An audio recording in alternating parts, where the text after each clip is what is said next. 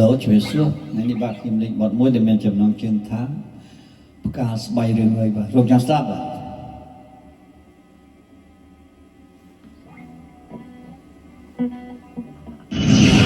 សារីការ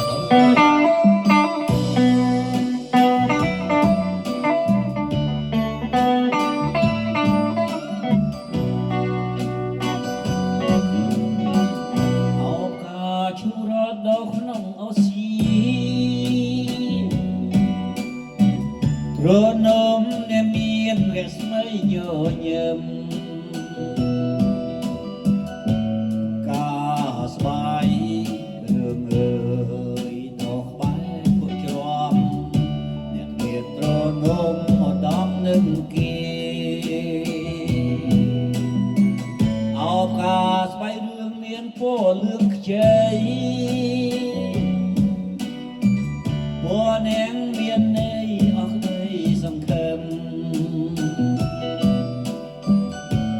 រូបអូដូចទាំងបែជាញញឹមពីជាងត្រនំជាអ្នកទីសាកាស្បៃរឿងអើ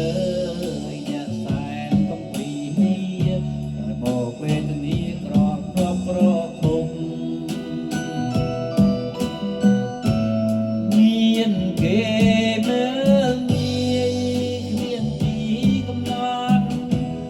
រួងអាប់បបក្នុងភពវាសនា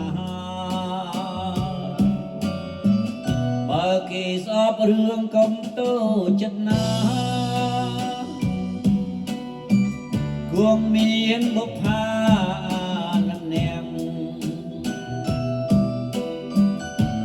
បើជួងរត់លើ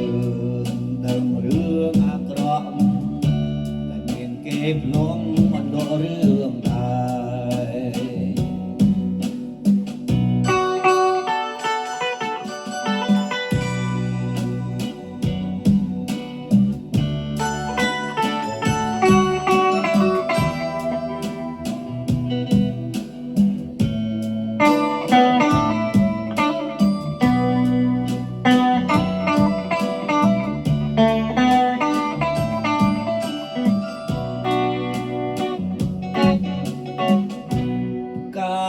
ស្បៃរឿងអើយអ្នកសែនកំពីមកវេទនាក្រក្រភពទើបគេមើលងាយគ្មានទីកំណត់រងអាប់បបក្នុងភពវាសនា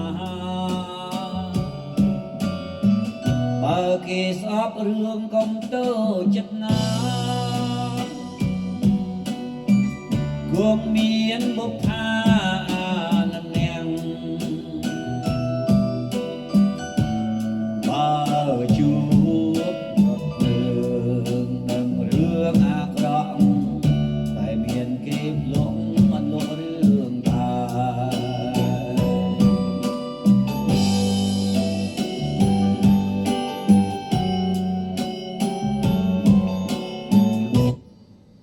បាទផ្កាយស្ដាស្វ័យរឿងសូមចាប់ឲ្យបាទសូម